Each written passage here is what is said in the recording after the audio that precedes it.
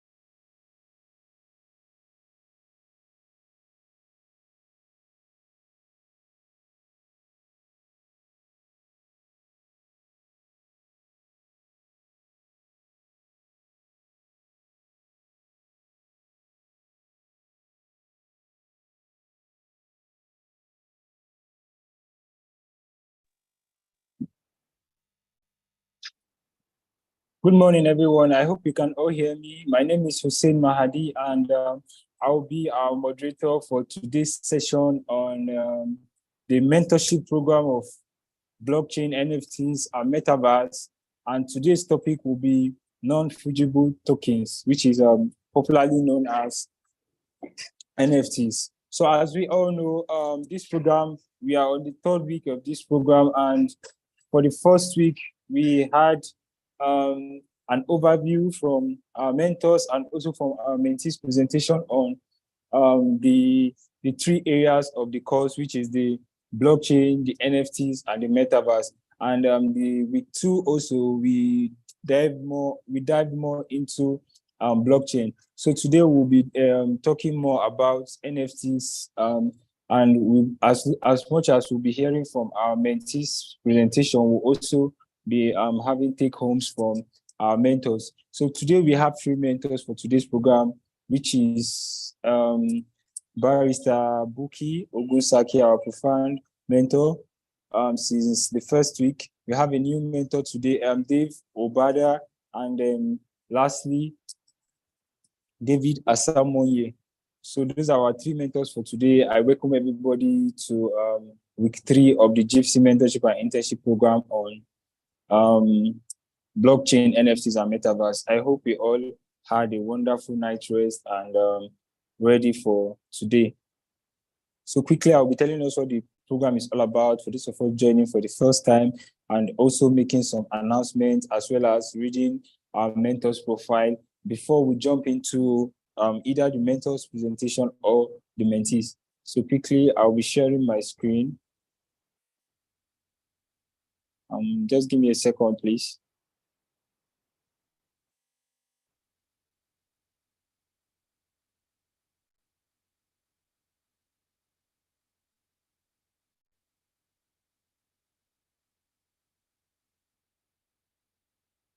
So about the program, JIIPCC Mentorship and Internship program is a quarterly program for students and young students and young professionals across Africa. Mentees are afforded the opportunity to access valuable advice, training, network, mentorship, internship, discussion forums, industry updates, and resource materials from experienced mentors. The program seeks to encourage continuous training, development, and evolution in Africa and around the world. You can watch for JIIPCC programs, all our programs, their recaps are all on Facebook and YouTube, #JIIPCCMIP. And some of the objectives of the program is to provide easy access to quality professional guidance, training, and resource materials for students and young professionals in Africa and around the world, to facilitate dialogue and network among experienced and less experienced practitioners and stakeholders, to transform mentees into mentors and leaders for the next generation, and to facilitate further mentorship, internship, scholarship, and job placements for the mentees.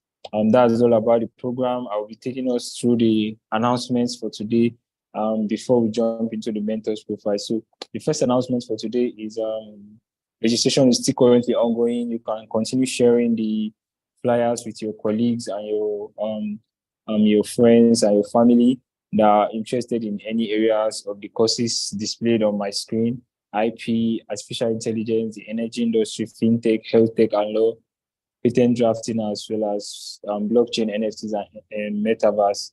So 30 minutes mentorship is still currently ongoing. The opportunity is open to all our mentees for this quarter. You can pick a favorite mentor you want to have a one-on-one session with and register through the link. Lastly, okay, that's the announcements for today. That's all for the announcements. I'll also be reading our mentor's profile afterwards. Just give me a moment, please.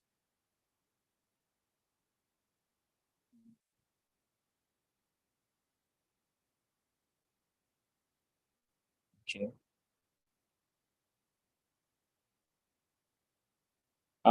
Just a quick reminder for all our mentees: you are all advised to put on your video as you are being live streamed, and would like if your face are showing. Thank you very much as you do so.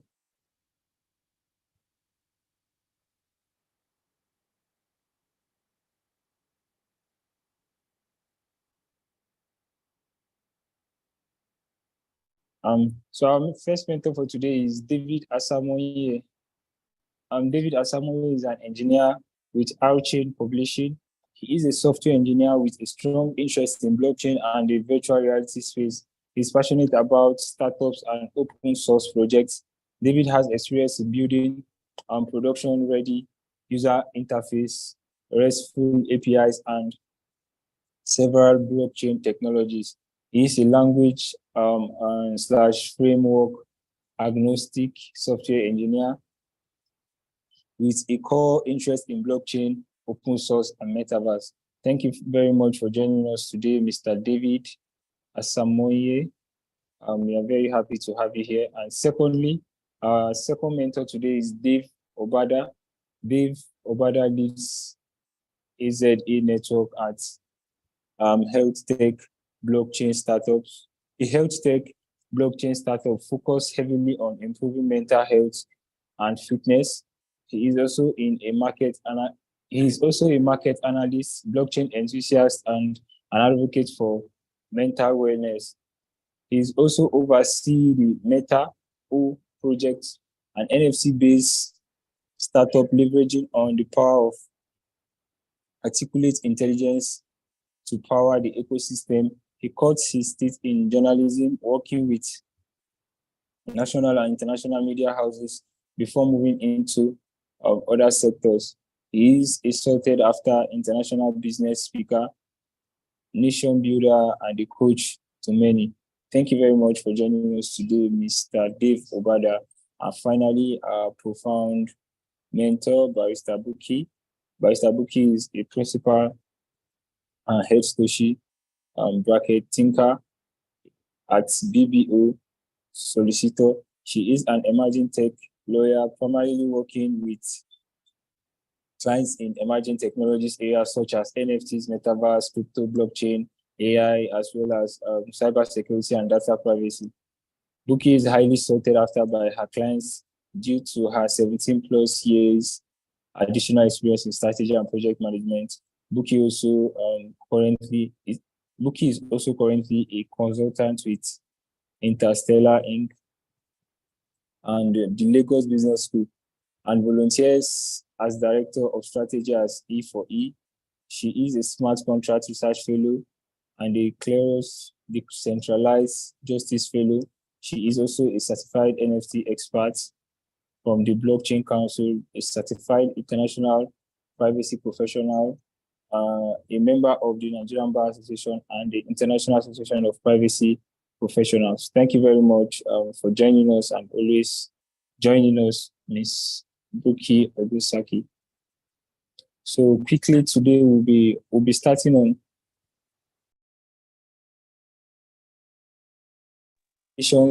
before we'll call on our mentors. So I'll call on the presenter for the group to quickly share his PowerPoint presentation and start your presentation. Kindly note that you have just 10 minutes to round up your presentation. Presenter for the group. Okay, good morning, everybody. Good morning, sir. Good morning. I will just share my screen now to just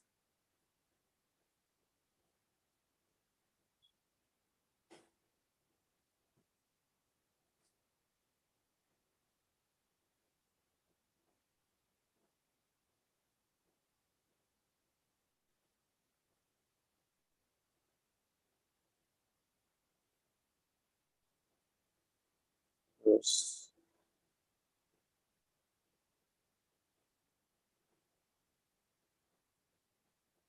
Okay, while you are trying to share your screen, you can see it now. Okay.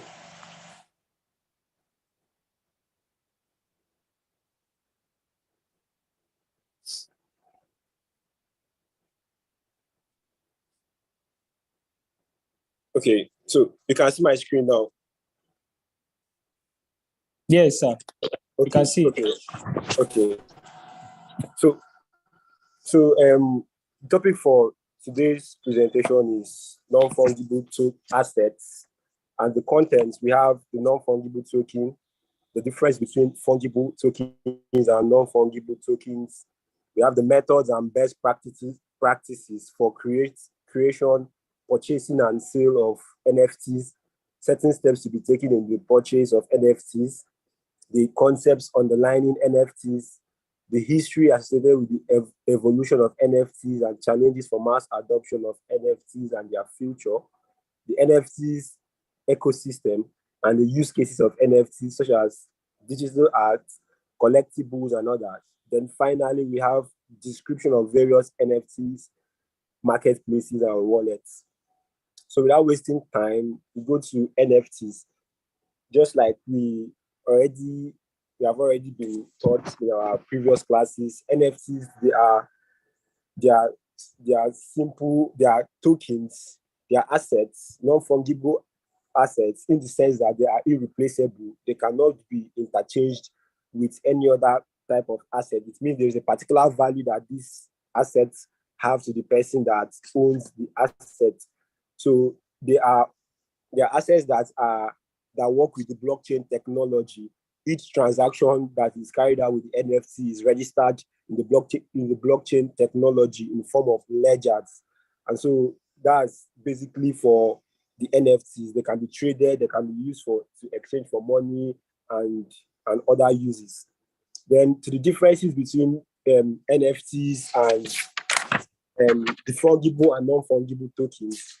With regards to the differences, I'll be taking on three categories. That is with regards to uniformity. Now, the fungible tokens are identical. They are the same and identical in specification. It means if you have a particular fungible token, it's similar to another one. So the fact that they are different, they have the same value. However, for the non-fungible tokens, they are different. So they differ. They differ with one another. They are not the same, and that's for the uniformity. Then the next category is the interchangeability. Now, you can change one fungible token for another. That's, for example, if I have 100 naira, 100 naira is the same with another 100 naira, is the same value. So it can be interchanged. So if I misplace your 100 naira, I can give you another 100 naira to replace the one I misplaced, and it's all the same value. However, for non-fungible tokens, they are not interchangeable. They cannot be replaced because the value of one NFT is different from another. So the value I have with one NFT is different. That's why you cannot exchange it for another. That's for interchangeability. Then the next one is divisibility. For fungible tokens, they can be divided. For example, if I misplace your 100 naira, I can decide to your 100 naira notes. I can decide to give you 50 naira notes. It's the same value. It can be divided. That's for the fungible tokens. However, for the non-fungible tokens, they are not divisible. You can't divide them. So it's very unique. They are very unique and they are indivisible. So that's basically for the differences between the non-fungible and the fungible tokens. Now, we go to the methods and best practices for the creation and purchasing of NFTs. So basically, in the creation of NFTs, it is done in a process called minting. Now, this process of minting is a process whereby we create non-fungible tokens. So in this process of minting, it's a process of turning a digital item into an asset on the blockchain technology. So I have a digital asset and now convert it to an NFT. So the process of converting a digital asset to an NFT on the blockchain technology is the process called minting. Now, what are the steps for this? Now, if you want to create an NFT, you have to first of all decide on which of the NFTs you want to create, which particular NFT you want to create. If it's a music, if it's any work of art, an avatar. After deciding on what you want to create, now you have to choose an NFT marketplace. That is where you want to, let's say, create the NFT, where you want to sell the NFT after you create it, if you want to sell it. For example, there are various types of marketplaces. There is the OpenSea, there's SoulSea, there's Iradible, and there is Axie marketplaces. So there are various marketplaces for these NFTs. Then the next thing you have to do is to choose a crypto wallet. Now, NFTs are NFTs are sold and purchased through the use of cryptocurrency. So if you want to buy an NFT or want to sell an NFT, you have to have a crypto wallet. So you can have, there are various crypto wallets. There is the Alpha wallet, Meta Mask, and even the Trust wallet. So you have to have a crypto wallet. So after having a crypto wallet, what you do is that you connect the wallet that you have opened, you connect the crypto wallet to the marketplace, so that if any transaction happens in the marketplace, you use the wallet, the crypto wallet that you have created to pay, or it is through that crypto wallet that you open that buyers can also get to pay you for your NFTs. Then after you do the connection, now if you want to, after you do the connection, that is, you have created you have linked the crypto wallet to the marketplace, the NFT marketplace, then you can now go on to convert. You click on the file, digital assets that you want to create. You want to make an NFT. You upload the file in the marketplace. When you upload the file in the marketplace, then you can, depending on the particular marketplace you are using. So depending on the particular marketplace you are using, you can, after you upload it, then you see options like if you want it to go for an auction, if you want a fixed price for the NFT that I have created, or you want a limited auction or a timed auction. So the fixed price, that you fix the price of the NFT you want. So it's 5,000 naira. I fix 5,000 naira. That is the price I want for the NFT. Limited auction is that buyers keep auctioning. They keep auctioning until you are satisfied with the auction. And the timed auction is that you set a time limit. Let's say the auction will go on for 5 minutes. After 5 minutes, the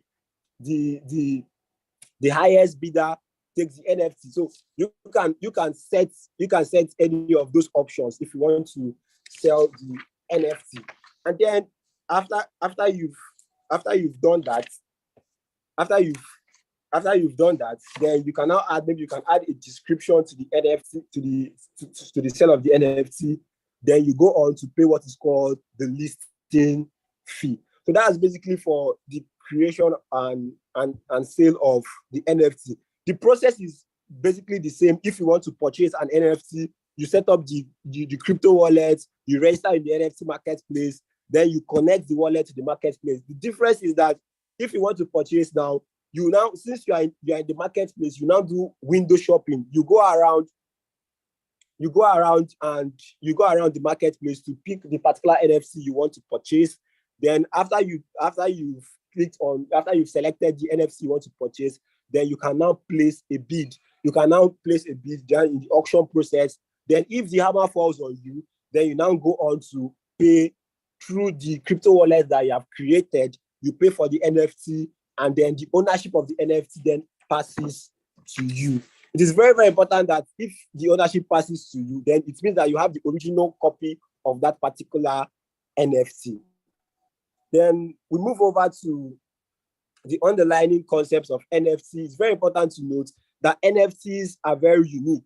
I've already stated it when I said the differences between non-fungible tokens and fungible tokens. They are very unique. Then it's one of a kind. It's not something you can actually get for another one. They are irreplaceable. Then also the NFTs represent real-world items. They represent digital and real-world items like artworks, estates, individuals,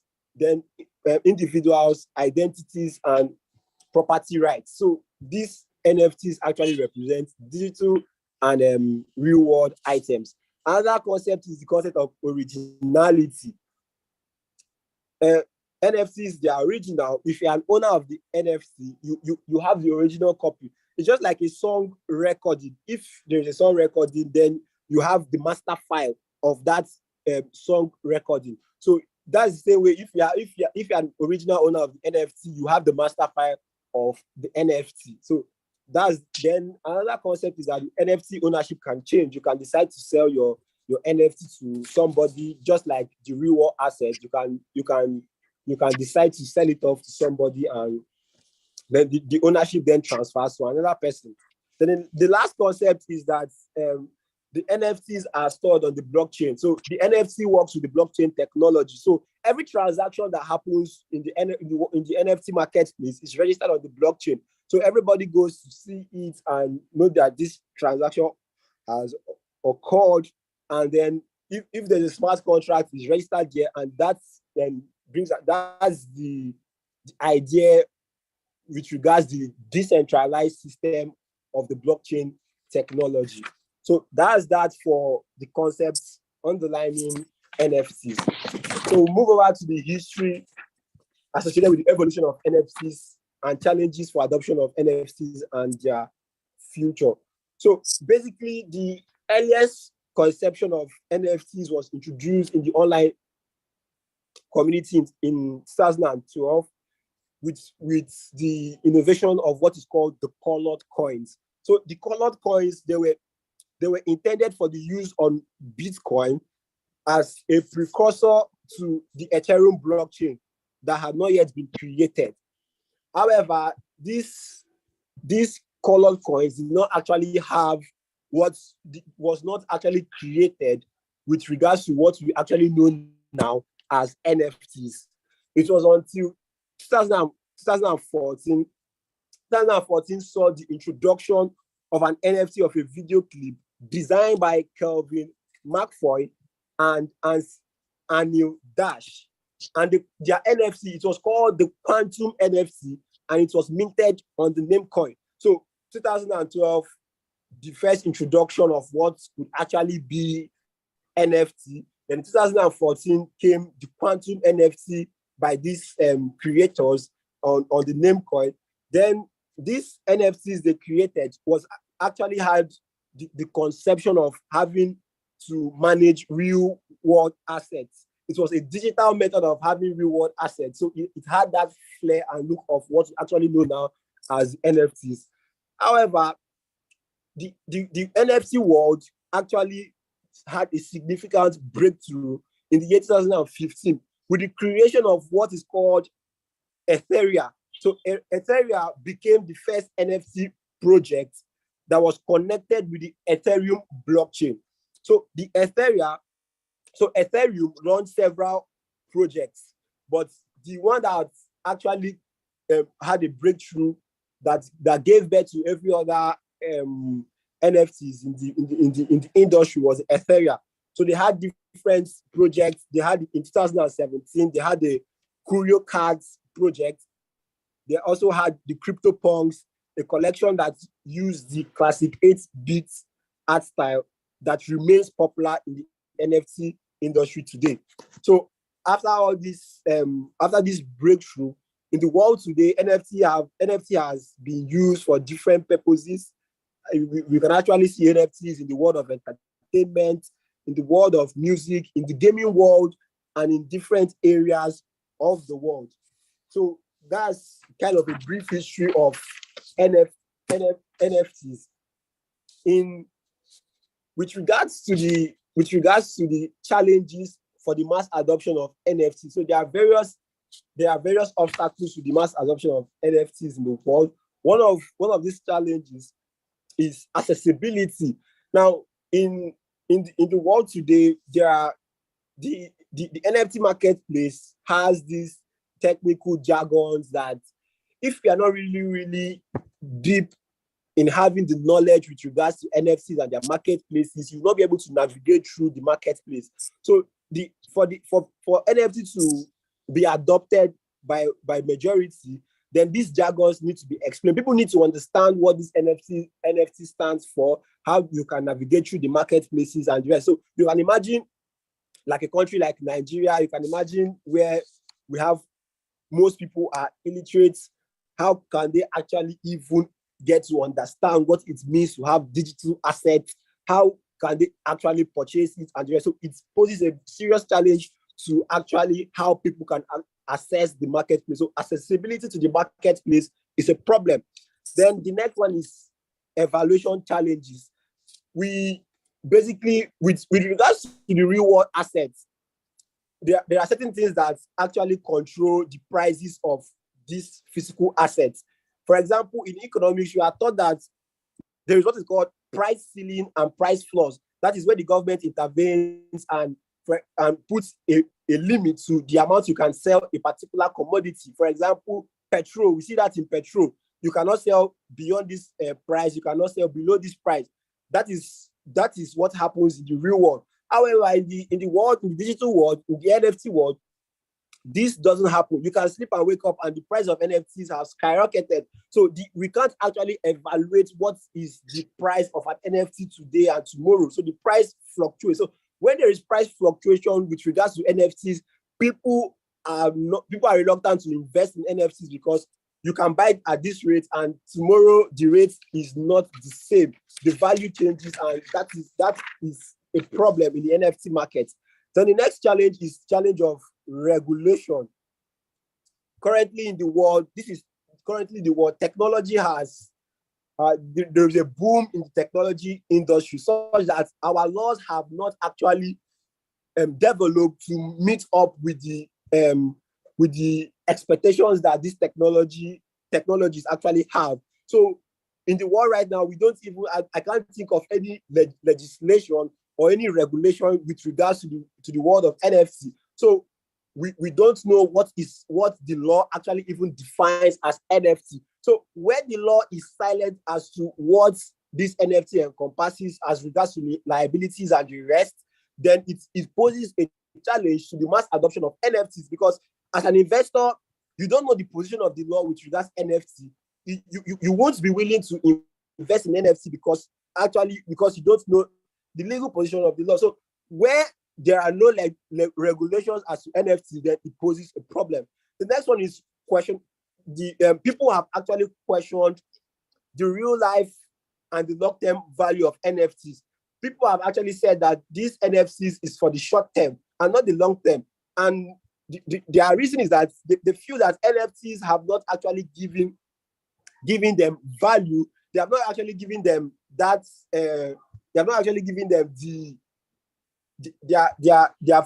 a futuristic plan as to what the NFTs hold in the future. So people still see NFT as a short-term investment and not a long-term investment. So people feel NFT has not come to stay. It's just for the short term. So it poses a problem because as an investor, you feel it's just for a period of time. It will phase away. So that is the problem. There's another challenge with NFT. So the next problem is the problem of scalability. The world of NFT has developed so that people are actually even investing in NFTs. However, we see that one of the most popular Ethereum blockchain, that's the Ethereum blockchain, which is one of the most popular marketplace for these NFTs, where these NFTs are sold. Sometimes the transactions actually are slow. So we still see slow transactions. So the more people that are coming into the NFTs, these NFTs blockchain have not actually developed to actually to the demands of people on the NFT network. So where there's an issue of scalability. So the more people that will be coming into the NFT world, it will actually make this transaction slower. So the blockchain technology have to be ready for the demands of the consumers of the NFT marketplace. So where transactions are slow, it poses a serious problem. The next issue is the issue of environmental impact. Now, this one is closely related to the issue of scalability. In the blockchain technology, the blockchain technology actually, for example, like Ethereum, utilizes a mechanism called proof of work. Now, this proof of work is a process whereby transactions are added to the blockchain. So every smart contract that happens, they add to the blockchain. Now, for every transaction that is added to the blockchain, the proof of work actually uses a lot of computational power, which by design it uses a large amount of energy, and this large amount of this amounts to carbon dioxide emissions. So the more transactions that occur, the more it is added to the blockchain through the process of proof of work, the more energy that's going to be consumed and the more emission of carbon dioxide into the environment. So there's an environmental impact of this NFT. So it's going to pose serious challenge towards the mass adoption of NFTs. The next one is cyber threats and online fraud. So this one is very common to anything that has to do with technological and digitalization. So where there is digitalization like this, you expect cyber threats and online fraud. You can see situations of people selling counterfeit NFTs to people and the rest. So where there is where there's an issue of fraudsters, there people actually copyright infringements and the rest. So it poses an issue with NFT adoption. Then the last is the little or no copyright protection. So like I said before, the law is actually silent, not really vocal with regards to the world of NFT for now. So in situations like that, in situations like that, you can have huge threats of copyright infringement. So in where you can see somebody, it poses a huge threat to both buyers and sellers. As a buyer of an NFT that could be unknowingly sued for copyright infringement. For example, a fraudster gets let's say a counterfeit copy of an NFT, sells it to another person, an innocent buyer. Now the buyer, innocent buyer now buys the product and he opens himself up for suits for copyright infringement. So those are the challenges for the NFT marketplace. Then lastly, the future of NFT.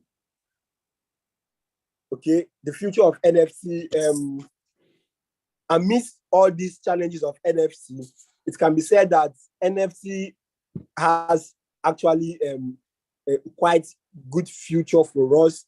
We have seen NFT being used before NFT started with gaming, entertainment. Now we see one of the key roles of NFTs is the role in trade. So NFT is being used in trade. So NFT actually has a quite good future. It has to become more eco-friendly. It has to enhance user experience. Then, in order for it to improve on the opportunities that it has for digital creators, and it also has to encourage creative freedom and expression for those who use the NFT. So, basically, one of the key roles of NFT for the future is job employment. So, NFTs can actually have a part to play in employability of digital creators and persons that actually can invest in the NFT market. So we move over to the NFT ecosystem. So without wasting time, the NFT ecosystem is likened to the stock market, and is likened to the stock market with where you see shares are sold and stock and the rest. So that is the NFT ecosystem. So the NFT ecosystem is the surrounding of NFT, where we can actually invest in NFT, where we can buy NFT, where we can sell NFT, where we can trade with NFT, and where we can invest in NFT. So that's with regards to NFT ecosystem. So there are various platforms where these NFTs can be traded. I've already mentioned the SoulSea, the OpenSea, and the rest. So NFT uses the blockchain technology. It also has parts. It also encompasses the NFT ecosystem, the blockchain technology, because every smart contract that happens is registered on the blockchain technology. So the blockchain technology or the blockchain has a part to play as part of the NFT ecosystem. We also have the decentralized applications that is not controlled by a central body. It also has to do with the NFT ecosystem. So basically, any platform, any system that allows NFTs to be used, NFTs allows for the investment of NFTs, the trading of NFTs, any application, any marketplace is what we can regard as the NFT ecosystem. Basically, the use cases of NFTs, we can see NFTs can be used as event ticketing. There are special NFTs that can act as tickets to live or virtual events. So instead of having, it means that there is no need for third party sellers, and it will actually reduce the likelihood of scams, because these NFTs in themselves act as tickets for events. So NFTs can be used for music.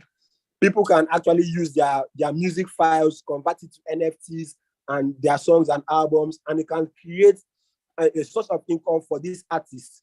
NFTs can also be used in the virtual real estate, just like the same way you can purchase land in the real world. You can also use NFTs to purchase virtual lands. You get in. That's another way you can use NFTs. So you can use NFTs to actually purchase real estate. You can use NFTs as arts and collectibles. So NFTs can be used as art. For example, human beings, they can be represented as avatars. So these NFTs are what acts as these avatars that people can actually purchase with their cryptocurrencies, and that's another use of NFT. So then the gaming, there are games, NFT, you can actually get a game, convert it to an NFT, and people can actually come and play these games, and there's another use. Then the fashion, when the artists create these avatars, you may want your avatars to wear a particular kind of clothes. So there are people in the world that can actually design these clothes that the avatars can wear, and it's actually another use of the NFT. So lastly, description and various. So there are various NFT markets, like the OpenSea for music, arts, avatars, photography, trade cards, and virtual worlds. So you can use to create all this. There is the Rarible. This one, most content creators use this Rarible to create their own NFTs. And then there is Nifty Gateways, the Super Rare, the NBA Top Shots, and a whole lot of NFT marketplaces that you can actually go to trade, to invest in these NFTs. So lastly, we go to the NFT wallets. Now, the NFT wallets, basically, these are like crypto wallets that, like I said earlier, you if you want, you purchase and you sell NFTs through the cryptocurrency. So you have to have a crypto wallet in order to purchase the NFTs and the rest. Also, what is called gas fee. Gas fee is the money you pay for the minting of NFTs. So it's through your wallet that you pay. So there are various wallets that you can use. There is the Zengo, there is the MetaMask. This one is used for all purpose. There is the Trust wallet, there is the Coinbase wallet, and the Mats wallet. So there are various wallets that you can actually use for your NFTs. Okay, with this, this brings us to the end of our group presentation. This work was actually compiled by our group members, Okafor Chinelo, Akpofure Paul, Ibo Cynthia, and my humble self, Okwaremon Chukwemeka. Thank you, everybody. Thank you very much, Raymond, for that wonderful presentation. It was very, very educative and enlightening for all of us that are hearing about NFTs for the first time. We learned a lot. I'll leave the other comments to our mentors. And also, I will be welcoming Mr. Dave Obada once more to the program. I can see he's in the call. So I'll be calling on Mr. Dave to, Mr. Dave, I don't know if you can hear me. I think we've introduced you by reading your profile earlier before you joined the call, and also introduced the program to everyone. So that's a quick recap of everything you missed. So we'll be calling on you now to give us your contributions on the mentees presentation, and also to enlighten us more on the topic, non-fungible tokens, NFTs. Thank you very much for having me. It's a great morning. It's a singular honor that I'm here this morning. I listened keenly to the presentation that he had made. It was absolutely brilliant. I think it covered, every area that needed to be touched concerning the space. I'd gone through the presentation. I think it's fantastic. NFTs are exciting. They're not a fad, and it's important that we, in Africa in particular, learn to position for these opportunities beyond the economics of it. And I'm grateful that as Africans now, we're seeing the impact that the internet has had. We've had Web3, typically, which was just read-only back then in 1993. And then we evolved to read and write. We saw the proliferation of social media and, essentially saw us having better connectivity. And now we are here. You can't talk about NFTs without including the context of Web3.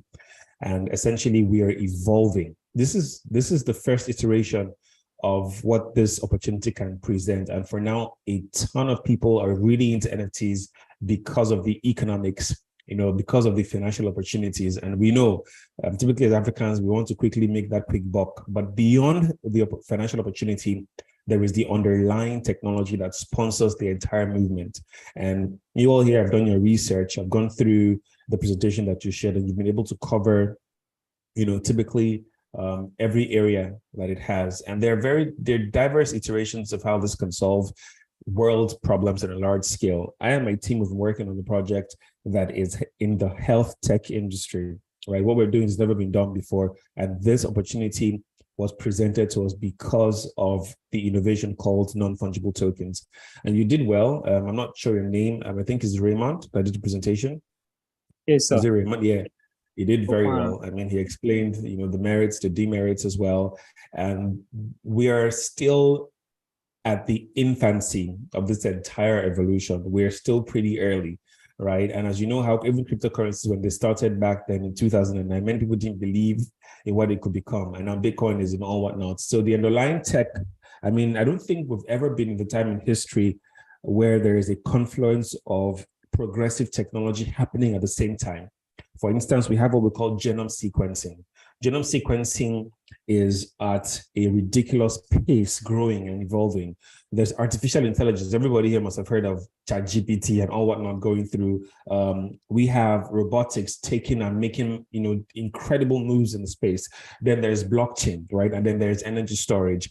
We have these 5 progressive key elements that are rising at the same time. And the beauty of it all is there's going to be a convergence of these technologies.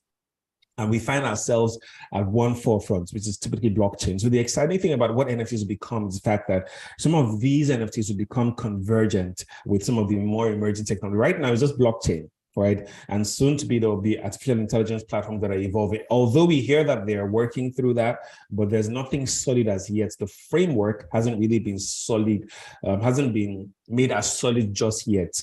But as tech evolves, right, we will see that the NFTs that we have go beyond just art. The first expression of NFTs for now typically is art. Anybody can create whatever and just sell it off the open sea or Magic Eden or whatnot.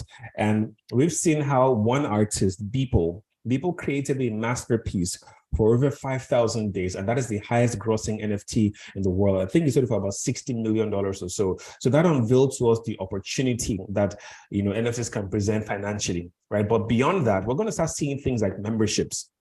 We're going to start seeing NFTs used in education. We're going to start seeing NFT used in real estate. We're going to start seeing NFTs used even in music. Now, there are what we call music NFTs that are rising, right? I think Binance Africa had a meeting with sort of Nigeria's key artists the other day. Some of them are working on albums that are strictly, based off of the NFT platform. So the use cases are amazing. Even law, the entire context of a smart contract typically has a legal framework to it, as you know. And I'm excited that we young people are really positioning for what is to come, right? Unlike before that we will sit back. Typically, it takes Africa 10 to 20 years to catch up to technology. But because we're in a global village, we are at the forefront of this information, and we are making the best of it. So my encouragement would be that let's not let it pass over our heads. Beyond the presentation, let's get into the space effectively. Beyond the fact that this can make you money, begin to learn things like Solidity, begin to learn things like blockchain development, right? Because the truth is, Africa is still to a certain extent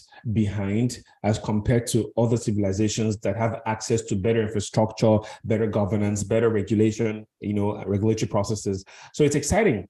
You have the basics already. My job is just to ensure that I show you more of what is possible just beyond the, of course, it will make you a ton of money. NFTs made me, a significant chunk of money last year, and this year will even be better. But beyond the money is we need to see the underlying technology, understand it, be able to dissect it, right?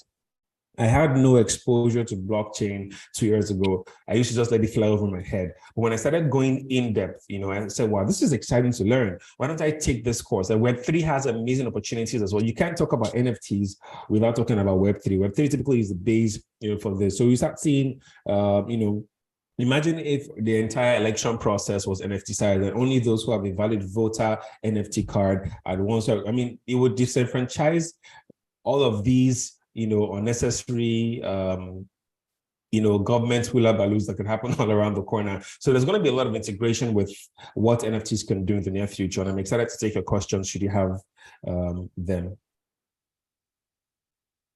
Thank you very much, Mr. Dave Obada. We'll sure be scheduling the questions and also asking our mentees to ask the live questions on the call.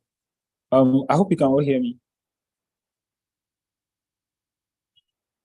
Okay, Yes, I'll be calling on Ms. Buki Ogunsaki to also give us her own contribution to the presentation and also comments on our mentee's presentation.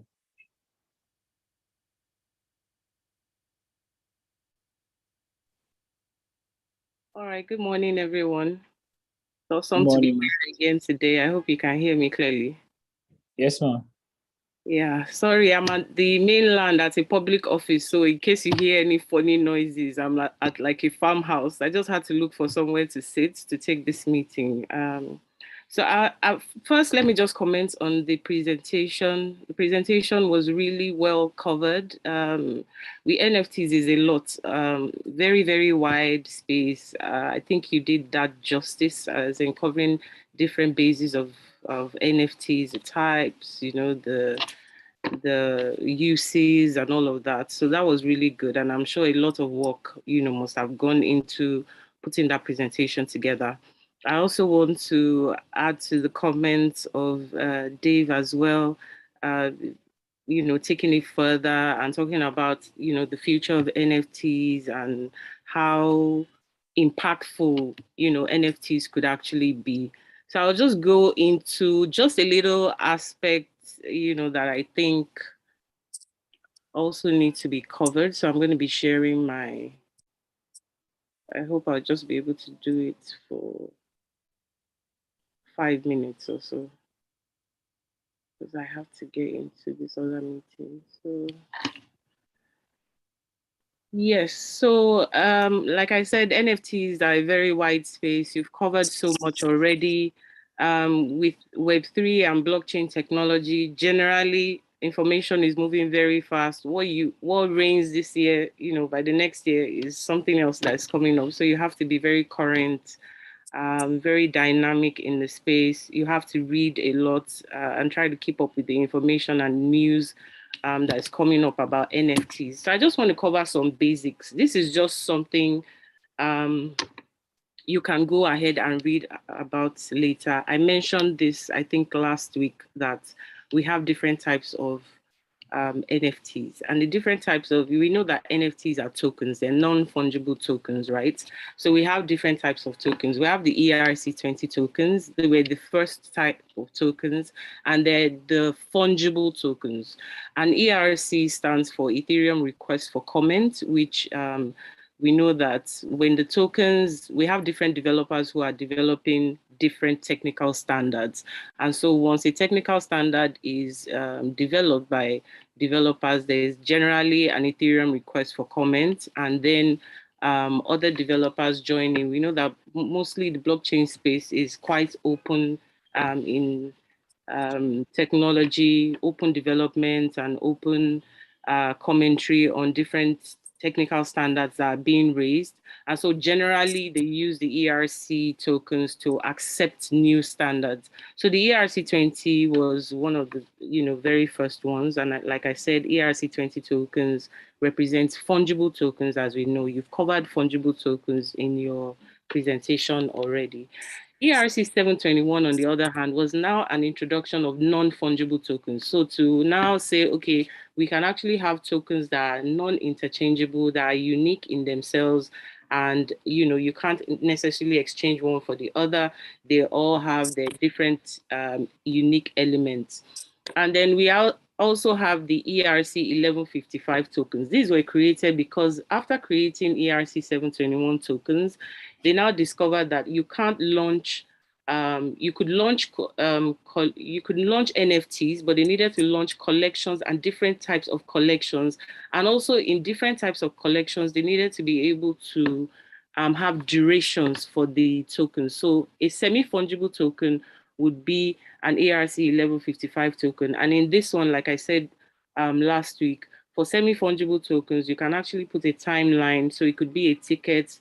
You could have a concert on the 22nd of March and have tickets, designed as NFTs for that particular concert. And then after the concert, that the tickets expire, something like that. There are various technical standards. There are so many. So you could go online and read many more have come even after 1155 tokens that create different standards, help developers be able to create unique ways of using all of these NFTs that we're talking about. So learning the type of tokens and the ERCs will be an interesting way to go for NFTs.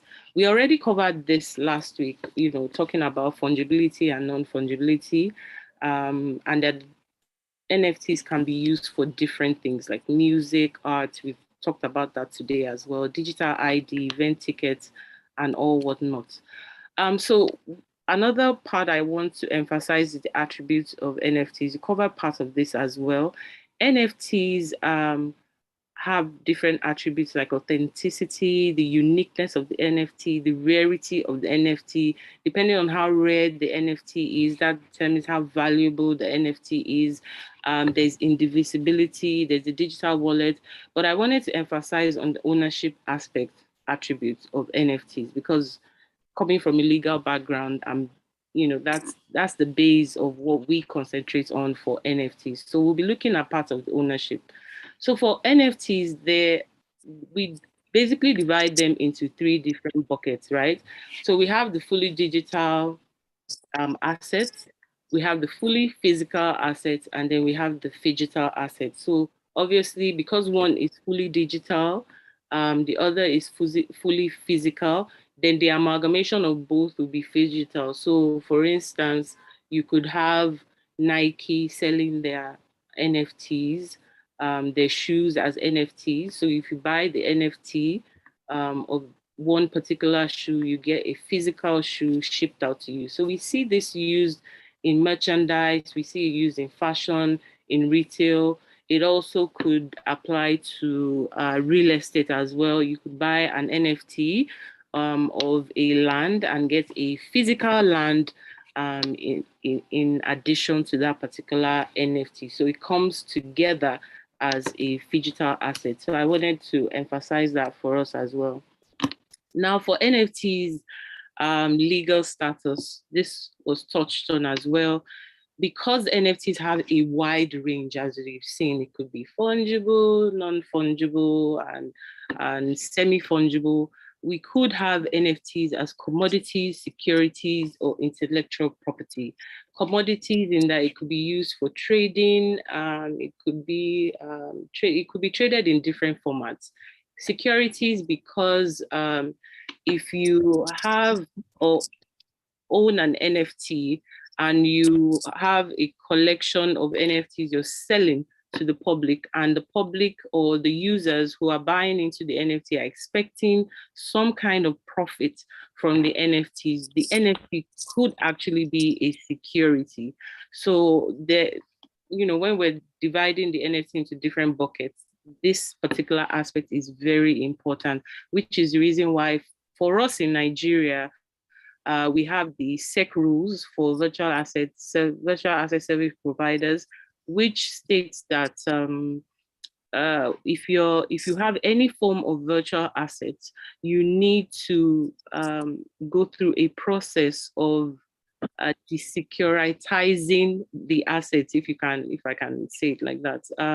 You need to prove that your asset is not a security, basically, to the Securities and Exchange Commission. So for instance, if you have a real estate project and you have a collection of land that you're selling as NFTs, it is likely that your NFT could be securities. So you would need to go through that process with SEC to ensure that your NFT is not a security. So if you claim that your NFT is not a security, you would need to show details of your tech stack. You would need to show your white paper. You need to have a legal opinion written to show that your virtual asset is not a security. So there's a lot that goes into proving that your assets are actually not securities.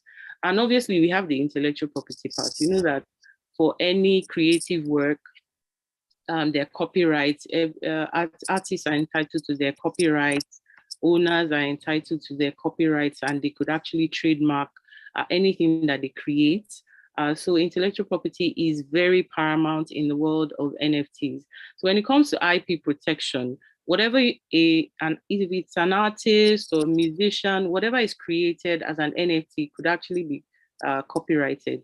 We know that in various aspects of the world, even just creating and putting it in solid format is already copyright protected, but some actually go ahead to copyright their works, and many actually go ahead to copyright register their trademarks. So you could register trademarks for NFTs, you could copyright NFTs because it could be a comic, it could be a book, it could be, NFTs could be anything. So in creation, artistic designers, developers, and all the people in this, Web3 world could actually have IP protections for their NFTs.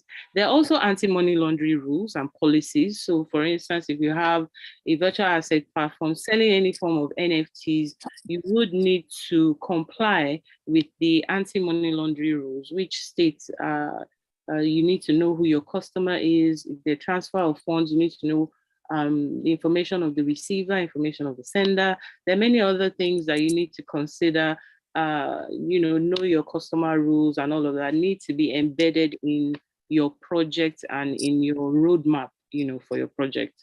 There's also data hosting, security, protection. Data hosting has to do with the storage of the NFTs. There, when it comes, like I said, with NFTs is a whole can of worms. We could be here all day talking about NFTs. For data hosting, once you launch an NFT, there are different factors. Where is the NFT stored? Where it is stored, is it going to be stored there permanently, or is it going to be stored there for short term? Because we find that many people have had issues with finding their NFTs after the NFTs have been bought. So once the NFT is bought, you need to consider where it's being stored, the marketplace to buy it from. You need to consider how you retrieve your NFT and where it's stored. We have IPFS, we have Filecoin, and we have all sorts of methods of storing NFTs, both online and offline. So these considerations are a lot. There are also contracts that need to go with your NFTs. Many people do not consider that when they have NFTs or when they're selling NFTs, the NFTs need to have contracts attached to them. So there needs to be a hyperlink or something stored in the metadata files, talking about the terms and conditions, not just on the website now, or the agreement that you have between yourself and the seller, because that seller would also eventually sell to somebody else. So there's a host of issues. Many NFTs have gone missing after buyers have bought them from the sellers, because it could either be hacked, it could be stolen, it could be lost. It could be, there's so many details that need to go into the creation, the selling, or the trading of NFTs. And also, I wanted to talk about the ruling of NFTs as property. When it comes to regulation, right now in the UK, Singapore, and in China, NFTs have been ruled as property. So you can regard NFTs as assets property that you're actually obtaining or receiving or getting or owning. So those are just some of the new information out there about NFTs being ruled as property in those particular regions. We also have the US, where NFTs have been used for service of summons. There's a particular case in the US where the lawyers needed to serve the defendants with their processes, but there was no way of identifying the defendants, because we know that in Web3 and in blockchain generally, the addresses are pseudonymous. We don't know who the characters are unless, we go through a process of tracing and all of that, which is another discussion altogether. But generally, owners and users are pseudonymous characters. So we have these characters and they needed to serve them their service of summons and other processes. And so what the court did in that particular circumstance was to approve the ruling to serve the summons as NFTs and airdrop them to the address of the defendant. So there are new ways, legal pundits are using to go about this regulation of NFTs, even though we don't have definite, specific regulation at the moment. We're currently using current regulations, financial regulations, intellectual property regulations, securities regulations, and anti-money laundering rules all over the world. We have the FATF 40 recommendations for AML. We have, MICA doesn't cover marketing crypto assets. Is a law by the European Union on crypto assets, but it doesn't cover NFTs right now. But I know that they're considering drafting new aspects of the law to include NFTs. And then we have securities regulations that will generally guide if an NFT is a security or not. I know in the US, they use the Howey test and they use their securities laws to guide NFTs. And like I said, in Nigeria, for us to be the Securities and Exchange rules for now, that's what we have. And then we'll use our current AML processes and financial regulations. So those are just a few of my contributions or some things that we need to consider when it comes to NFTs as well. Thank you so much for having me again today. Thank you very much, Barrister Buki Ogunsaki. We are so happy to always see you on the call, and whenever you talk also, we are also happy to drink from the wealth of your knowledge. Thank you very much for the contribution and also the comments. I'll be calling on our last mentor, Mr. David Asamoye, to give us his own comments and contribution on the topic. I can see that Mr. David is on the call with us. Mr. David Chibuike Asamoye. Please, if you can hear me, you can mute yourself and also put on your video. Thank you very much. Can you guys hear me? Yes, sir, we can hear you. Okay, so it might be a bit noisy because I'm currently going back home from the gym. I got the timing wrong, so just... yes, we can hear the motorcycles. Okay, so I didn't start the presentation on time. I didn't start listening to the presentation on time, but from where I joined, it was a very good presentation. You were spot on, and also you weren't just reading from the script, which is very, very important. So you actually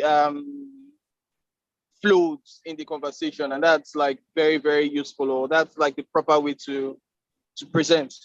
Okay, so since I didn't join from the beginning, it's hard for me to give a comment because I don't want to start saying what you've already said, just reinventing the wheel or just saying what you've said before.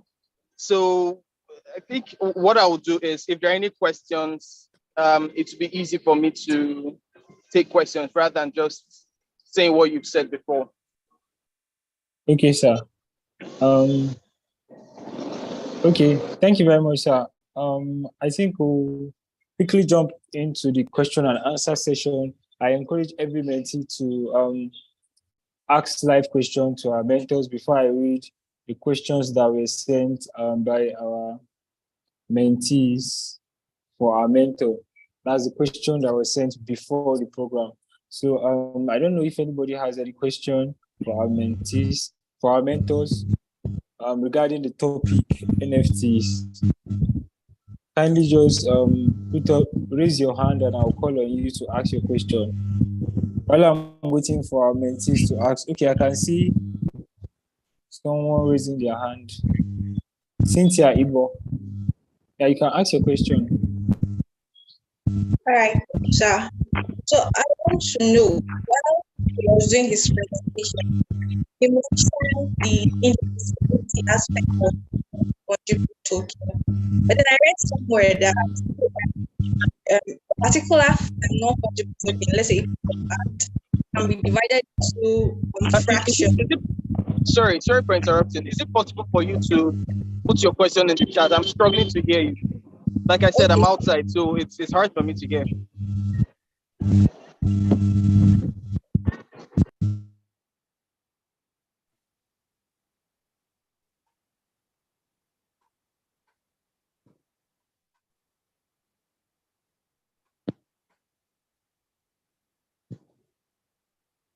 Okay, while she's trying to put her question on the chat box, I'll be reading.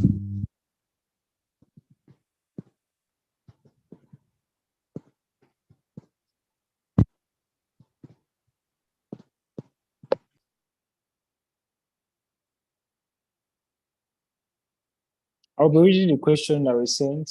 The question can go to David Asamoye first before other mentors. The question is, what is the place of NFTs and blockchain technology with regards to the Nigerian Startup Act? Is this technology completed in the Act, and can we say that the Act forms a legal framework for the technology? That's the question. Sir, did you get the question?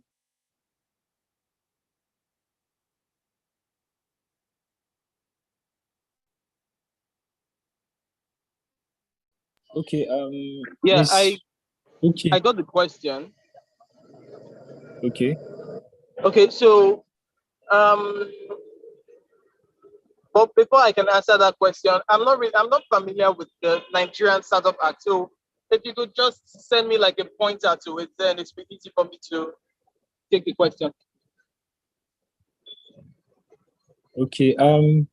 Please, the mentee that asked this question can help us out to phrase the question to help Mr. Asamoye understand.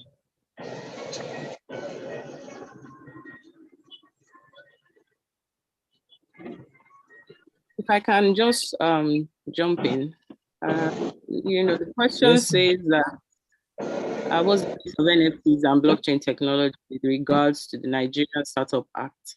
So the Nigerian Startup Act actually does put into consideration technology startups, but it was not necessarily made with NFTs, Web3, and blockchain in mind. So I'm not sure that NFTs and blockchain technology is covered under the Nigerian Startup Act. It's mostly how startups can get funding, even though they're technology organizations, certain things that new technology startups might be interested in getting, and how to make that easier for them. So not addressing NFTs and blockchain specifically. That's my contribution. Thank you. Thank you very much, ma'am. I think the question has been sent on the chat box, the mentee's question. So Mr. David can also take that one.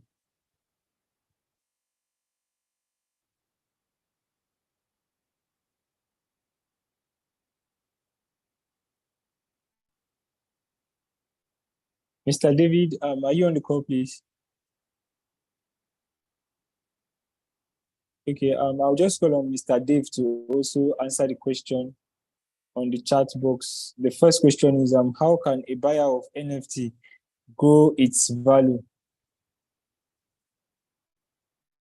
All right, thank you. I think I can also add a bit to the first question concerning the Startup Act. Whilst there's necessarily no stringent law necessarily in or provision for NFTs in particular, there are confluences where some things might be looked into. So in areas where you have copyright infringement, cybersecurity or cybercrime and all of that stuff. And of course, you must understand that when nations don't typically want to endorse a cryptocurrency within their geopolitical zones, it's because nations have legal tenders, and the Naira is what governs our entire ecosystem. And you making another currency transactable, nullifies the effect of that. So essentially, some interplays would happen, and your job is to play within the boundaries of what tech avails you. Right. So in that regard, there might be no stringent laws as of yet, but there are interplays where you want to be careful, copyright infringement, cybercrime. If you, for instance, there's something we call rug pulls and NFTs, right? If a Nigerian project rug pulls within the Nigerian ecosystem and people find a legal concern to that, yes, that's cybercrime, essentially. Even though people have done this and gotten away with it, it doesn't mean it is legal. There are so-called Yahoo boys and all whatnot who create some of these pseudo NFTs and create all sorts of advertising campaigns around them, right? When they are apprehended, essentially it's going to fall under cybercrime, right? So that's something I can just throw in there as well. The Startup Act would be evolved. The NFTs are still relatively new, right? And to get better. So how can a buyer of NFT grow its value? Inherently, you as a buyer of that NFT can do little beyond publicizing the NFT to grow its value. The growth of an NFT relies significantly on the developers who are developing a particular NFT and for what purpose. NFTs have utilities behind them. At least most of them claim that they do, right? There really is no NFT that has gained a significant use case in real life that we can point to beyond some sort of membership. The Bored Ape Yacht Club, for instance, was one of the most successful NFTs, and it was only successful because celebrities began to buy, so it became like a status symbolism, right? The same way people just, want to associate with a club, that's what it became. So the only way NFTs grow is when everything is still based off of hype and sentiments. So the team that can build the most hype is the one who generates a lot of traffic to that NFT. And when there's demand and supply coming to play, and when a lot of people are demanding for a limited supply of that NFT, of course, the prices will rise, right? Typically, that's how NFTs grow. It's still the law of demand and supply. Every financial market works on the same principle of demand and supply, right? So when demand supersedes, the supply, evidently the price will grow. So you as a purchaser of an NFT, your job is to be able to weigh the sentiment and do your own research concerning the team, the utility case, the community that's supporting it. What are they trying to do exactly? Go through the white paper, go through whatever it is that they have put out there, and then weigh with your own checkbook as to why you want to purchase that. But inherently, you yourself, there's only little you can do beyond publicizing and telling other people to buy, unless you are a developer, right? I'm a developer of an NFT, and we've partnered with so many NFT projects in a couple of months. And essentially, the community interaction, is what typically allows for your NFT to grow in value. Yes, I think I've been able to, answer that question. So I'll leave the others for others to also respond to them. Okay, yeah. I'll call on Ms. Buki Ogunsaki to also contribute on the answer to that question. How can a buyer of NFT grow your NFT? Okay, so my contribution for that is we need to consider that there are different types of NFTs. For instance, if you buy an artwork, it's different from when you buy a piece of land. Okay, so a piece of land, let's say in the central land, there are things that you can do to upgrade the value of that land. You could build on that land. You could host popular events on that land.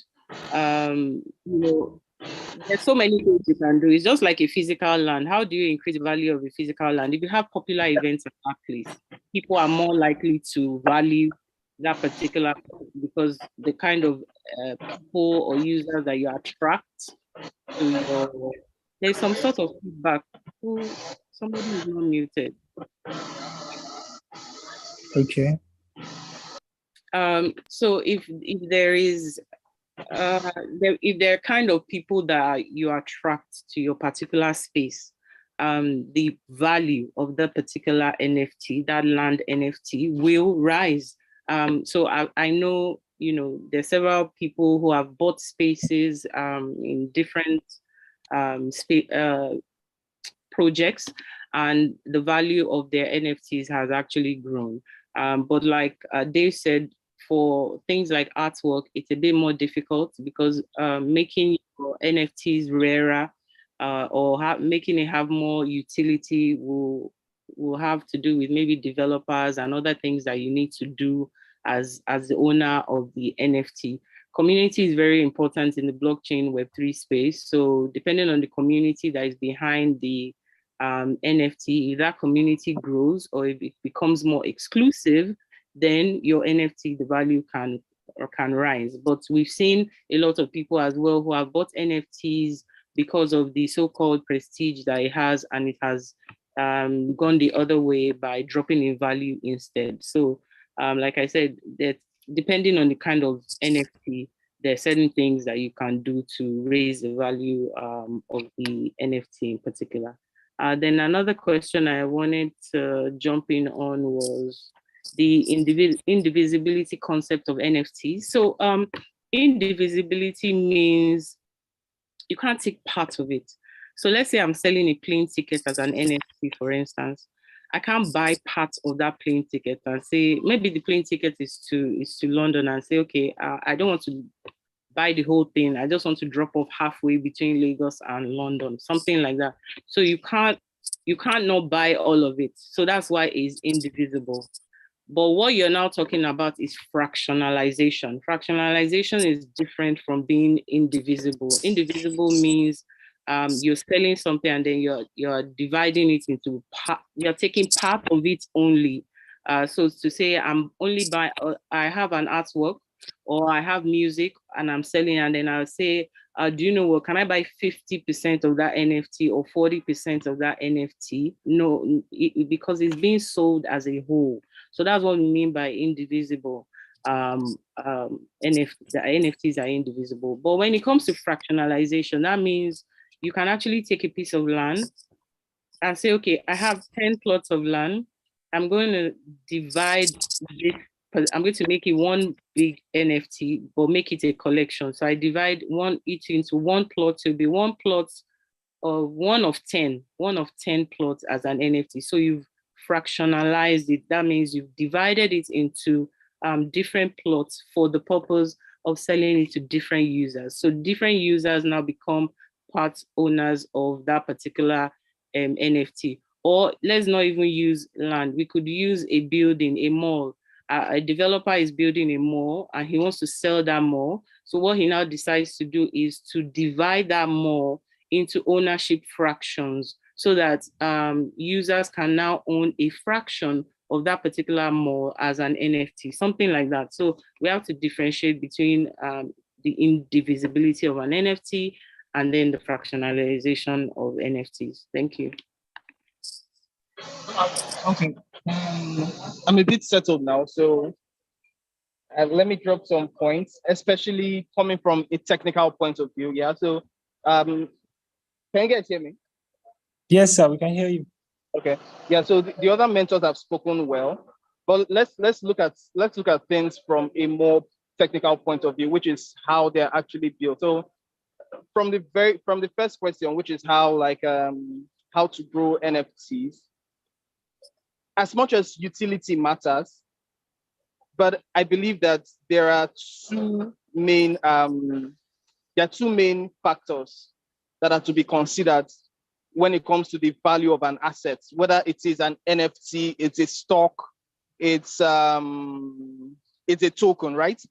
The first, which is more important, is marketing, which is hype. So the value of most stock or NFTs or tokens are built on how hyped or how well the project is marketed. So that is why you can see projects like Doge, Shiba, and some other tokens that don't really have utility as much as Ethereum and the others, but yet their projects have done as much as 10,000x, 30,000x. So hype is a very, very important factor when it comes to growing NFTs or the value of NFTs. Just like one of the mentors said, she talked about community. So community is a very important part of the blockchain or of projects, of blockchain projects rather. So hype, and secondly, basic economics, demand and supply. So depending on how hyped or how much hype an NFT project has generated, it can then create as much demand as possible, leading to an inflation in the price of the NFT. So this is like the basic play out of most NFT projects we can see. Then for the question on indivisibility of NFTs, firstly, you don't have to think about it as divisible or indivisible. The reason is because if you think about it that way, you're going to get confused. Now, a token or an NFT token is different from the assets it points to, right? So if we're taking like an artwork and storing it on the blockchain, we're not actually storing that artwork on the blockchain. I'm pretty sure we may be familiar with that. So it is the metadata of that token that is stored on the blockchain, which is represented or stored in a token or an NFT, right? And so when building like an NFT, which is a non-fungible token, it is non-fungible, which means that it cannot be exchanged one for one. For example, if you have 100 Naira, I can exchange my 100 Naira for your 100 Naira, right? They are the same. They just represent value, which is 100 Naira. So it doesn't matter as many notes as you bring, they are the same 100 Naira. So we can just begin to exchange as many 100 Naira as possible. But for a non-fungible token, you cannot exchange one copy for another. Meaning that for a fungible token, if you mint, let's say, for example, Ethereum, where or Bitcoin, where they're about, I don't think it's up to, it's up to 100 million Bitcoin that exists right now. So it means that if I get one Bitcoin and you have one Bitcoin, we can simply exchange that one Bitcoin for another one Bitcoin, right? But for an NFT, if I should say any NFT project, if there are 10,000 minted copies, you cannot exchange one of that NFT with another NFT copy. So that's where what people call indivisibility. So it has nothing to do with division. So don't think about it as divisible or not divisible. Else you'll get it confused. So it just means that it is non-fungible. It cannot be exchanged one for one. And so those 10,000 copies each has their own value. So one of that NFT, the value of one is different from the value of another. It's like saying that the value of 100 Naira is different from the value of another 100 Naira. And the reason why that can be done is that each of those copies have an ID. Unlike fungible tokens, when you mint 100 million copies or 1 billion or 1 quadrillion copies, each of them, they don't have an ID. So there's no way to tell one from the other. But for a non-fungible token, for every copy or every token that is minted, there is an ID. So which means that if I own ID 101, I cannot exchange my ID 101 with you that own ID 900, right? And so which means that they can all gain different values. And so that's why NFTs are non-fungible. And talking about the fractional component of it is that if you have like a piece of building, what a lot of projects do is that they mint 10,000 of those copies representing that building. So whenever you buy an NFT, you now own a piece, which is the whole 10,000 represent the building. You now own like a piece of that building. And similar to the way shares work or stock, the value of your piece you're holding can increase, and then you can get to sell it at any price that you wish to sell it. Because, with NFTs, you get to set the price of your particular copy or your particular token. So what I set as my price may be different from what someone sets as his price of the same, of another copy of that same NFT. I don't know if you understand what I'm saying.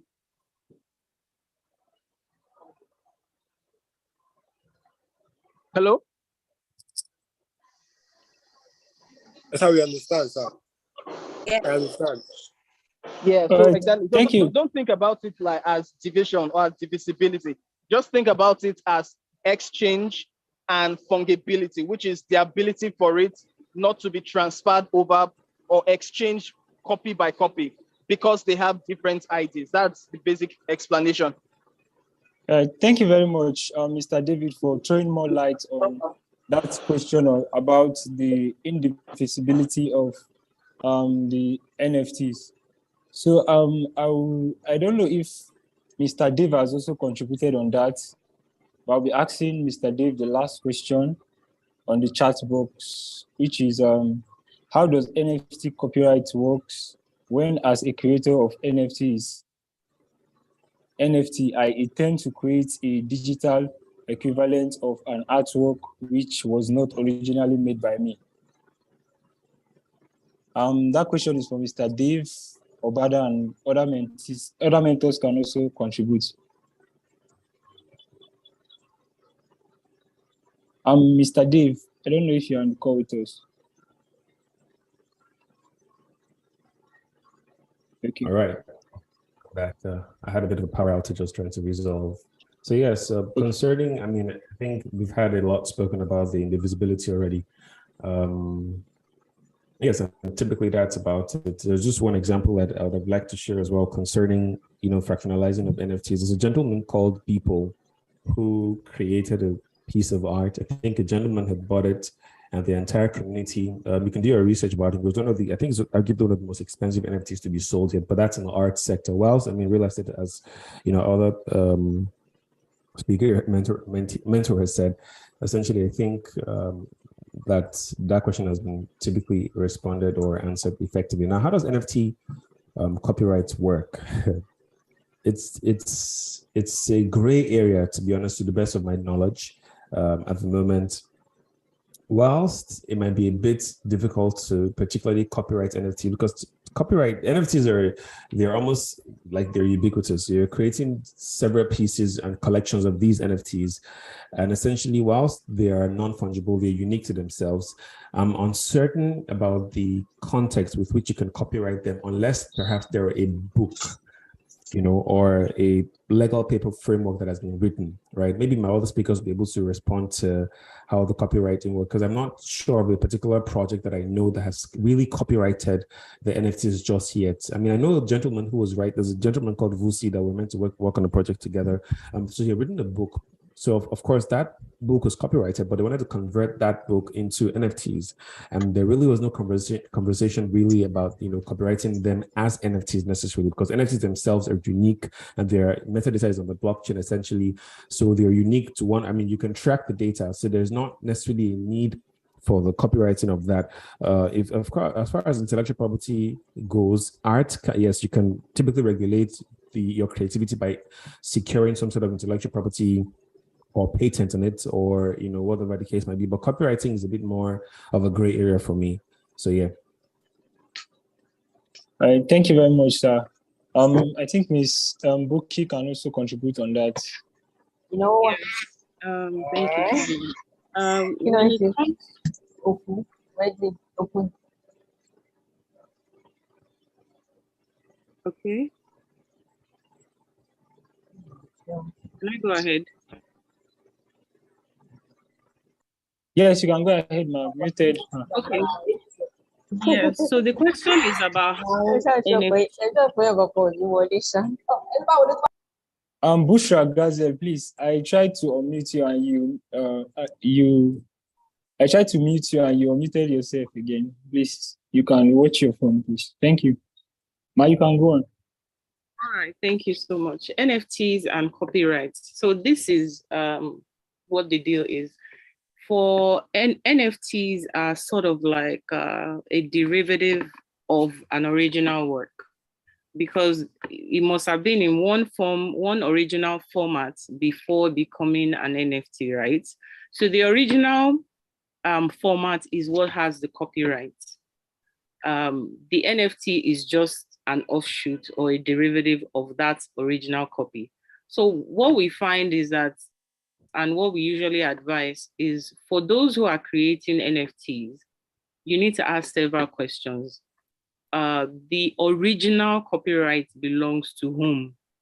If the original copyright belongs to you, then you can go ahead, and create an NFT, which is like a derivative of what you already have a copyright of. But if the original artwork or music does not belong to you, then that creates issues, because it means that you're creating an NFT for a work that the copyright does not belong to you. So we have to be very careful with the creation of NFTs. And that's the reason why when we have projects, NFT projects that we're working on, the very first few questions to be asked are, who do the original copyrights reside with? So if it's a book, the images in the book, the written work itself, the literary work itself, all those considerations need to be made. If you have an aspect that does not belong to you, then you need to get permission from the original copyright owner before launching it into an NFT. And that's because we understand that for NFT projects, sometimes the work on the NFT work is a combination of different works together. So in that case, you need to get permissions from each and every person. And then when it now comes to, once you have created the NFT, what rights are you transferring with that NFT? So we've seen different NFTs that transfer all of the rights, or they just give certain permissions.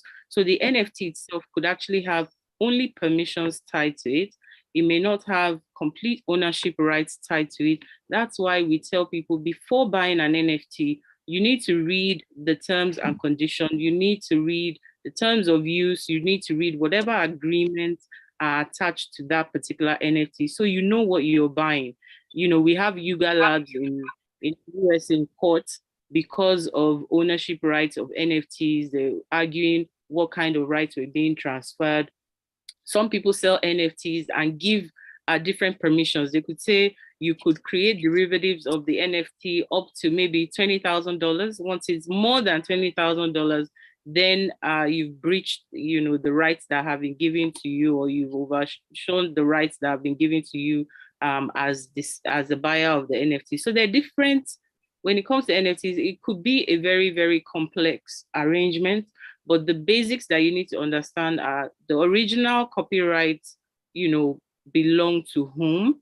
And then the second phase of, once you're creating the NFT, what rights are you transferring to whoever buys the NFT?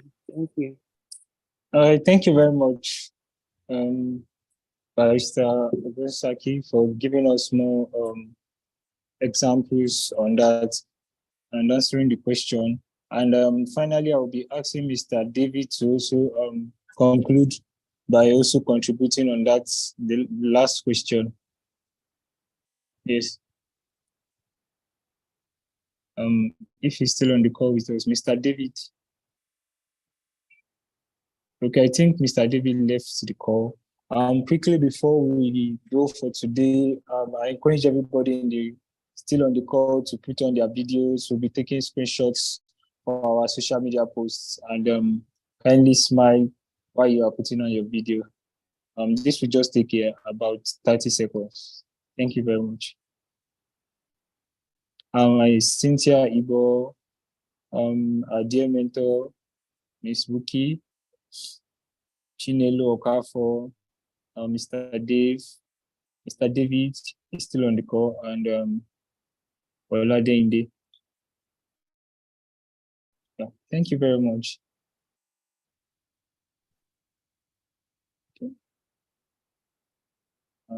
For those of us that put on our videos, thank you very much. I'll surely post you on our social media page, and tagging you and also telling our mentors what we've learned from today's session. Thank you very much once more, everybody. I know we all have something to do for the rest of the day. So with this, we've come to the conclusion of today's meeting. See you guys same time next week. Thank you very much once more, Mr. Dave, Ms. Buki, and Mr. David Asamoye for joining us today. We are so happy to learn from you. Thank you very much. Bye-bye, everybody.